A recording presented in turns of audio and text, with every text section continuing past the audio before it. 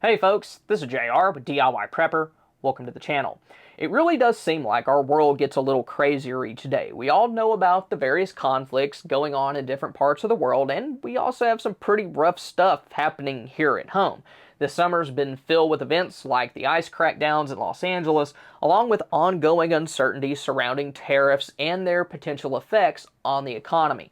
All this has folks stressed in a lot of different ways, and when that happens, the chances of people lashing out in frustration or doing something out of desperation go up, and both of those could put your home at risk. So today we're going to talk about 18 things that could make your home a target. We'll cover what you need to know now while things are relatively normal-ish, along with things that would be important to know in a disaster. When it comes to these, a lot of them may seem harmless on the surface and are things that a lot of people do every day, but they could make your home look very appealing to the wrong person. First, if it looks like your house is empty, that could be pretty inviting to a potential thief. Most burglars don't want a confrontation. They want to get in and get out without anybody noticing. So if your home looks like that nobody's there, that could be a problem. Things like no lights on in the evening, no car in the driveway, mail piling up, and packages left out front are all signs that just scream, nobody's home. One of the easiest ways to fix this is with timers on lights and radios, especially if you're going to be gone overnight. Before I started working from home, I would always try to leave a TV on while I was away, and I kept it loud enough that it could be heard from the front door. Then if you're leaving town, pause your mail or have a neighbor pick it up along with any packages that come. It also doesn't hurt to have somebody stop by your house each day or ask a neighbor to park in your driveway just to make it look kind of like somebody's coming and going. Then another risk factor is not having any visible security. Homes without alarms or visible cameras are prime targets because criminals are opportunists and they don't want to deal with anything that might draw attention to them or help identify them. Even something as simple as a yard sign or a fake camera can hopefully at least make them think twice. Obviously, real security is a lot better, but even the appearance of it helps. Then dogs are great as well. Even a small yappy thing can act as an early warning system. I've heard plenty of stories where burglars avoided houses just because they heard barking. Because criminals, they like silence, not something that alerts the whole neighborhood. After that, criminals love houses that give them places to hide. If your front porch is surrounded by overgrown bushes or your side yard's tucked away behind a tall fence, that's great for privacy, but it's also good for somebody trying to break into your home without being seen. A lot of burglars prefer to use side or back doors because they're less visible from the street.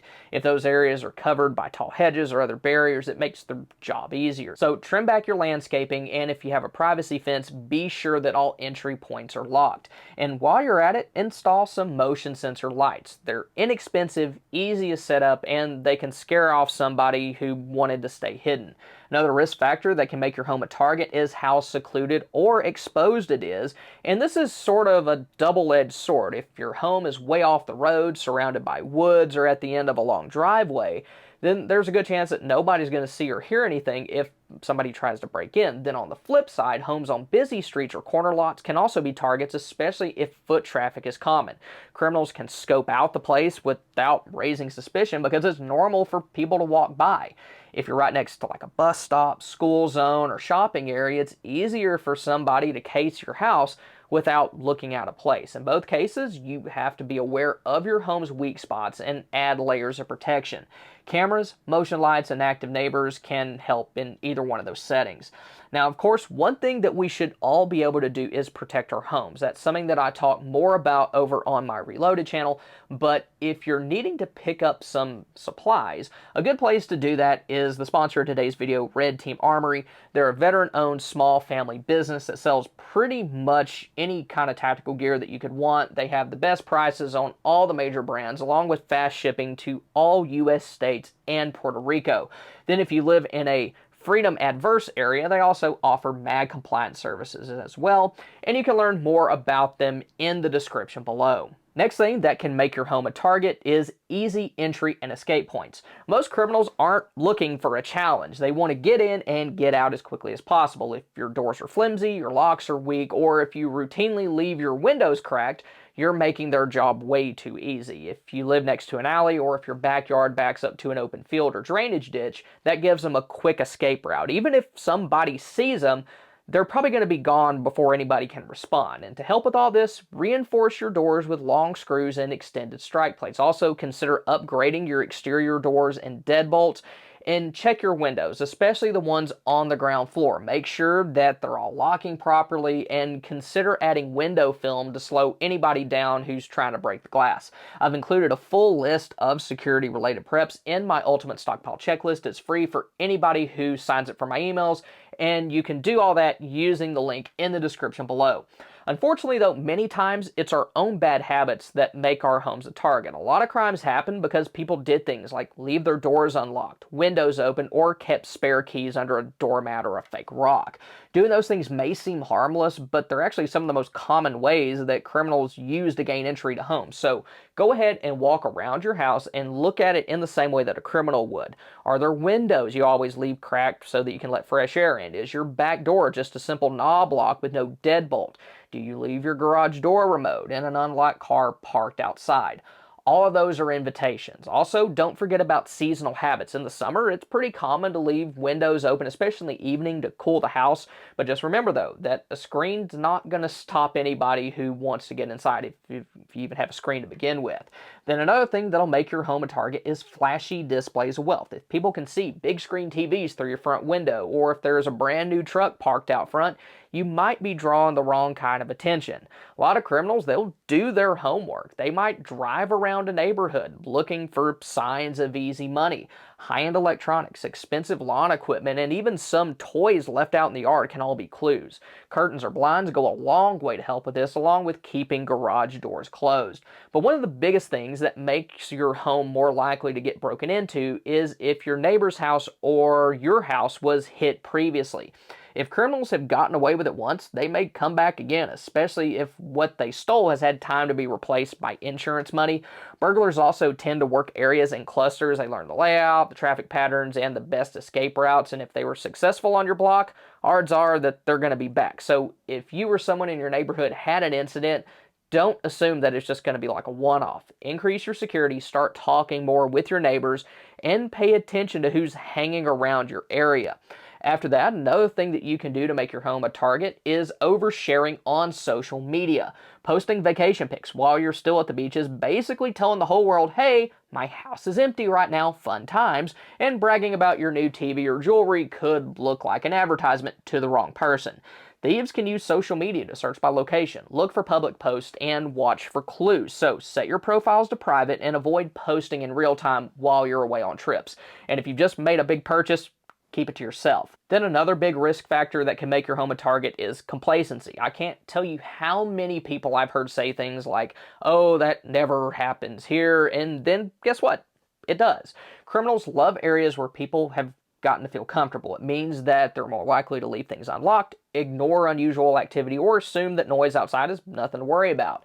In a lot of cases, burglars actually prefer nicer neighborhoods because the pickings are a lot better and the folks who live there tend to be more trusting. And so don't fall into that trap. Be aware of what's going on around you. Lock your doors even during the daytime, including the ones on your vehicles, and keep your important gear out of sight. Just because it hasn't happened yet to you doesn't mean that it won't later. Next up, we're going to talk about what can make your home a target during a disaster. And this is important because when things go sideways, the number of people who may be willing to take what they need from others is probably going to go up dramatically. First, if you've evacuated your home because of something like, say, a hurricane, you're not the only one who knows that your house is empty.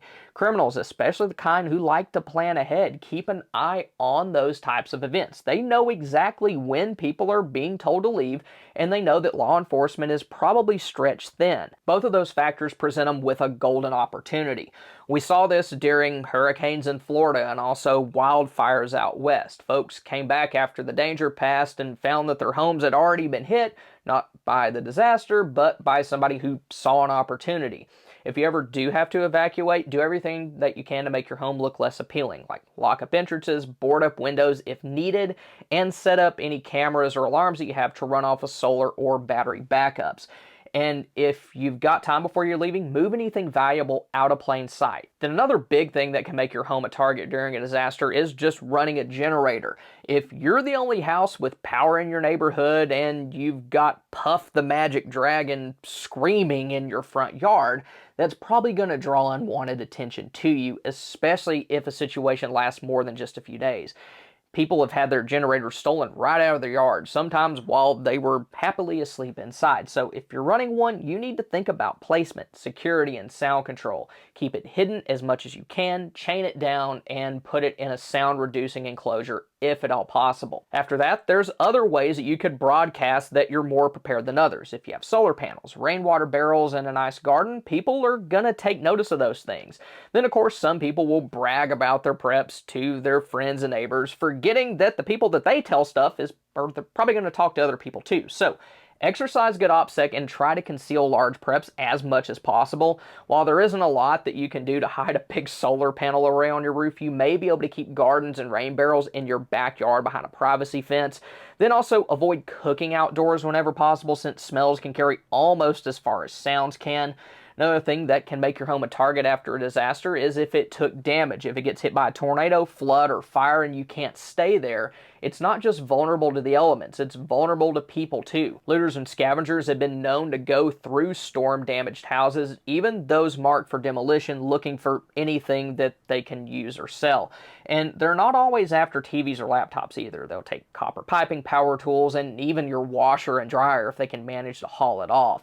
If the house looks empty or unsafe to enter, it becomes a low-risk opportunity for somebody with bad intentions. So, if your home gets damaged and you have to leave, don't assume that it'll just be left alone. Do what you can to secure it, like stash valuables in hidden spots, take what you can with you, and come back as soon as it's safe to do so.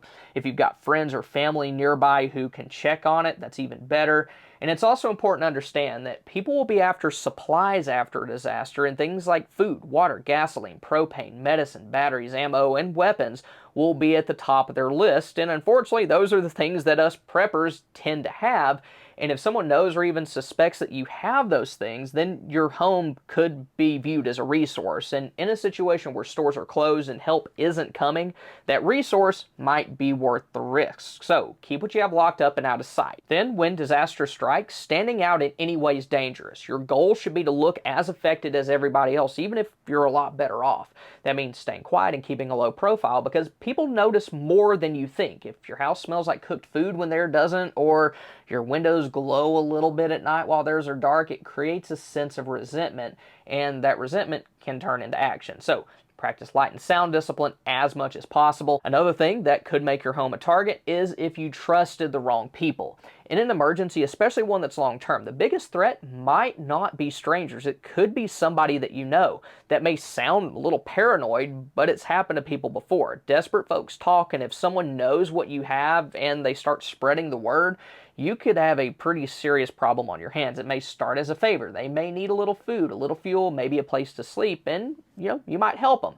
But once that door opens, it's hard to close it, especially if they tell other people. That's why it's important to build a small circle of trust long before disaster hits. You need to know who you can count on and who could be a liability. And sometimes you might have to say no, even when it's hard. And after that, waiting too long to secure things can make your home a target as well. Once people realize that the power's not coming back soon or that law enforcement's tied up, the bad actors will start to come out. So don't wait for the storm to hit before reinforcing your doors. Don't assume your car is safe with gas in it if the power's been out for a few days, and don't think that somebody won't walk off with your generator if it's left unchained just behind the house. When things get bad, time is not on your side. So the more proactive you are, the better your chances are of avoiding trouble. Now, if you want to see some places that you can use to hide your preps from thieves or looters, then click here. Or if you want to see a full list of preps to get before August 1st, 2025, then click here. Once again, I'd like to thank Red Team Armory for sponsoring us today. Thank y'all for stopping by. Y'all have a good one.